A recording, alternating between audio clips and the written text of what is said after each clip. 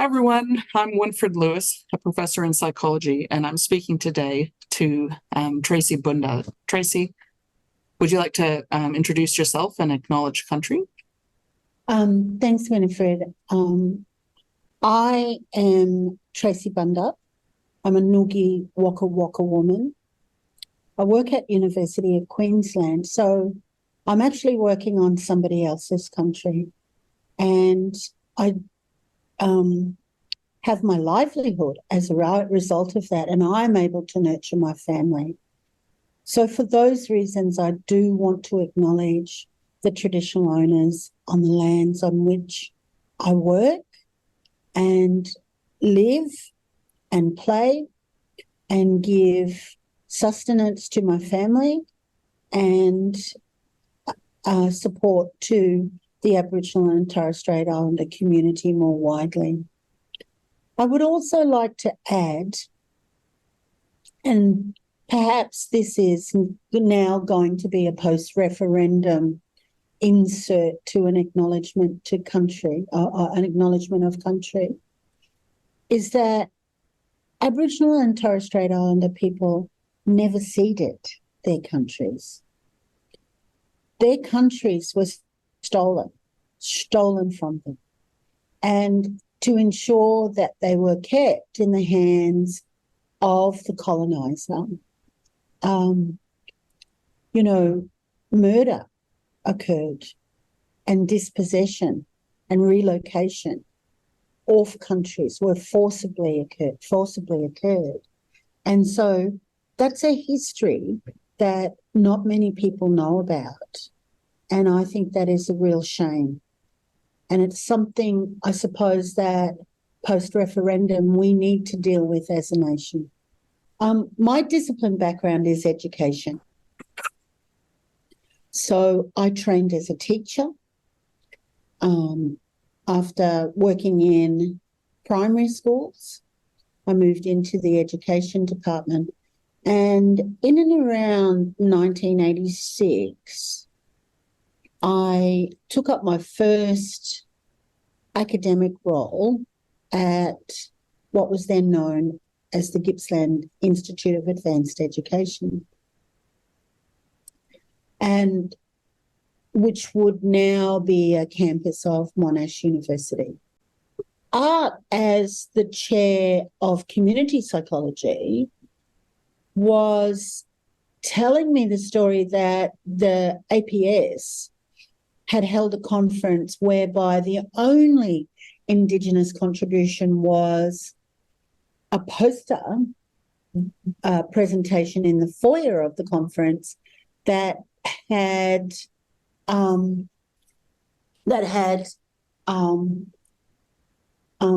shown that Indigenous people were counted not as citizens of this country, but had been counted as part of the flora and fauna. Mm-hmm. Aboriginal people did not have citizenship, and so many were counted under the Flora and Fauna Act. So Arthur, as the community psychologist and, slightly radical, wanted to be able to disrupt the conference and bring in a stronger sense of what it meant to be, what it meant to be a psychologist, particularly in dealing with Indigenous matters. At the same time, he let me know that Pat Dudgeon was a trained psychologist over in Western Australia. The age of, students coming into undergraduate psychology. Yeah. And so I think one of the lessons from that particular time, if I could share a wisdom with young people, is to think about, the type of activist work that you want to be able to do. Mm. And you may not actually find the platform that you want, but it is highly likely that the support that you give in good conscience, good ethic, will make a difference Mm. until you actually do find the platform, or you may even end up leading, a space Yeah. can bring about change. So, I mean, everybody has to hone those skills somewhere, hey? Yeah. So Well, that's right. poor psychology got me. And then art continued to be the community chair, and we undertook a number of,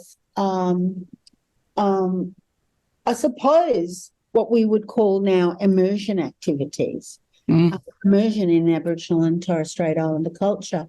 So the uranium issue has always been a contentious issue.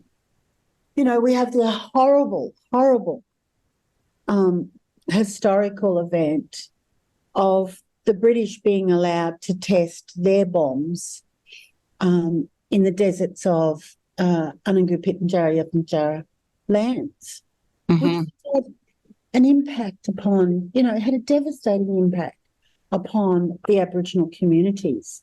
That's right. And just to spell that out for people that don't know, atom bombs were dropped on Aboriginal people's lands, including people being killed and blinded and radiation poisoning causing cancer through generations that continue to this day.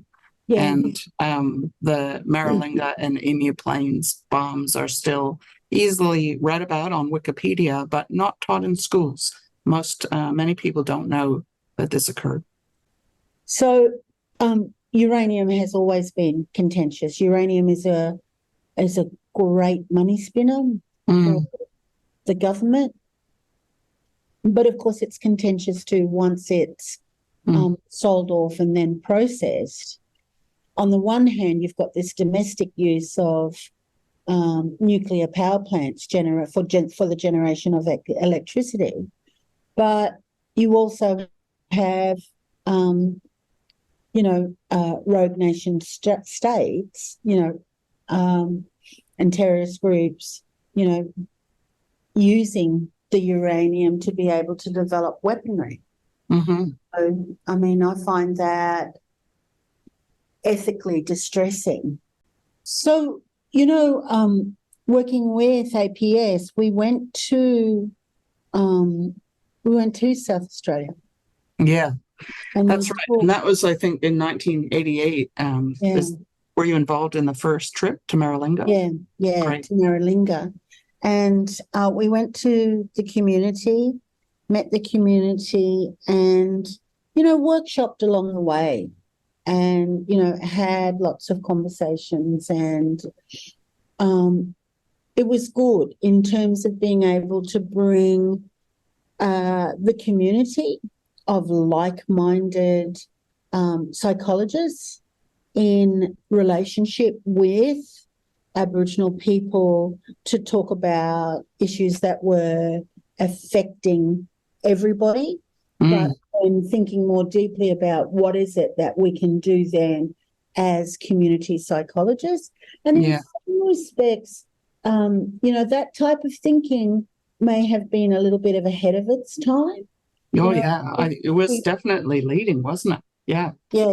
If we put a reconciliation lens over it, there is that sort of call for leadership to have immersive experience. I think this was, not as voyeurs, but, I think this was a true, at least an authentic show of commitment by the members of community psychology to be able to come to terms with what the issues are and then to think deeply about what are the ways that they can enact individual activism, whether that be in their classroom or their community or, as the practitioner working within the community as well. And here I want to pay my respects to one of our elders who's now passed, but Errol West was in attendance at that conference. If I remember correctly, it was a conference at Wollongong.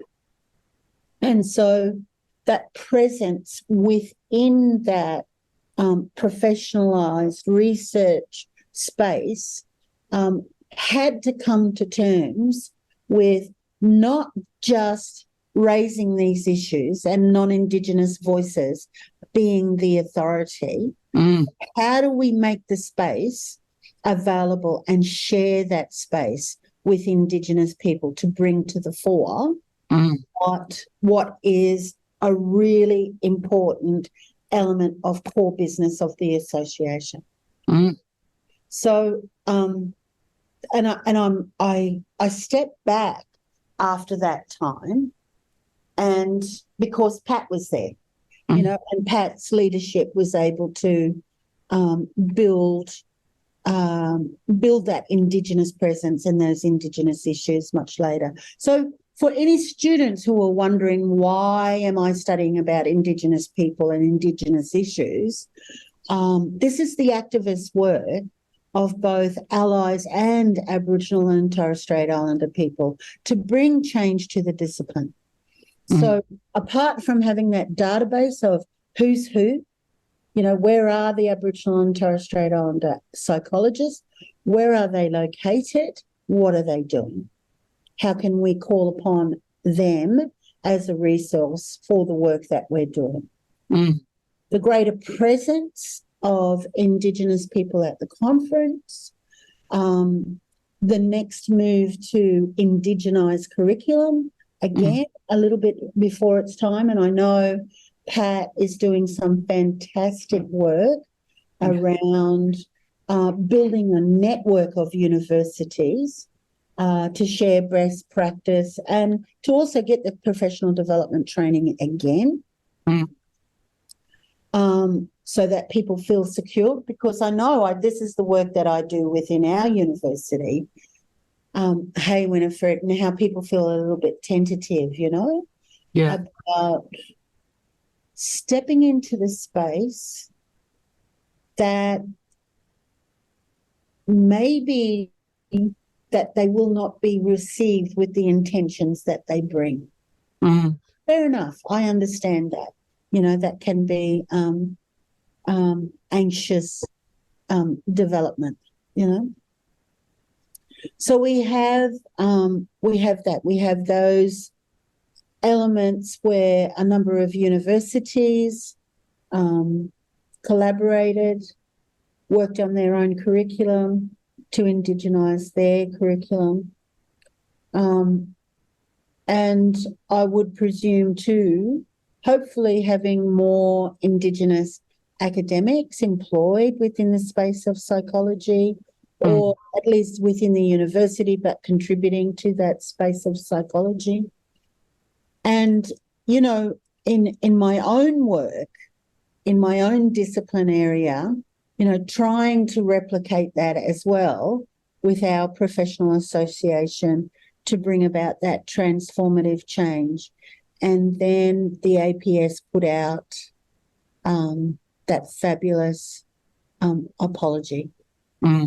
You know, it was a model. Every other professional research association in the country sat up and took notice. Yeah.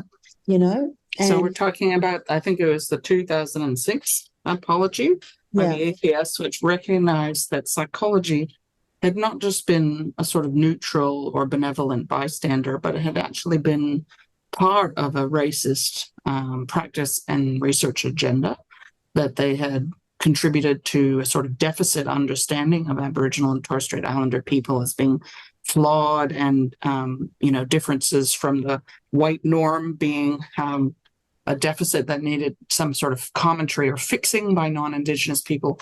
And so the apology really acknowledged all of that and took responsibility for it and made a pledge of change. That's how I remember it. Is that how you remember it? Yeah. It was just fantastic. Yeah. And I think it took our association another year, 2 years, to be able to replicate that. That the model was there within the Australian Psych Society. You know, and I think I will sing the praises around the Psych Society for bringing that type of transformation. but is it perfect? No, of course not. Mm. And then I think the other thing that's happened as a result of that Indigenous engagement is, it is Indigenous psychologists who are doing the cultural awareness training for the membership, for the psychology member per se, Australian Psych membership, to be culturally aware and trained. So that's a really good thing as well, Yeah. I think if you're a practicing psychologist and you go into a context where you have Aboriginal clients, whether that be in Aboriginal communities or in an urban hospital context, what is the practice that you are going to prioritise here in supporting an Indigenous person? Is that the right practice to be using? Yeah. Particular time, I'm asking people to stop and think before doing. Yeah. Whether or not, there's a saying within Aboriginal health, cause no harm. Mm-hmm. So I'm asking people to think whether or not what they are doing will be the right thing for an Indigenous client. In the context in which they're in, because that informs the situation as well. And, to be able to draw upon the resources that will allow them to be more informed and better practitioners. I think one of the things that UQ does have is those student-staff partnerships. Right, okay. And I've known across the university, for example, the press book that was released recently about relationships with Aboriginal and Torres Strait Islander people, the language of relationships with Aboriginal and Torres Strait Islander people. Sorry, just to jump in, this is a free online book. Yes, and you can go to the library. You can go to the library website. So it's the language of relationships with Aboriginal and engaging with Aboriginal and Torres Strait Islander peoples. So it's on the library website. That came about as a result of a student-staff partnership over a year.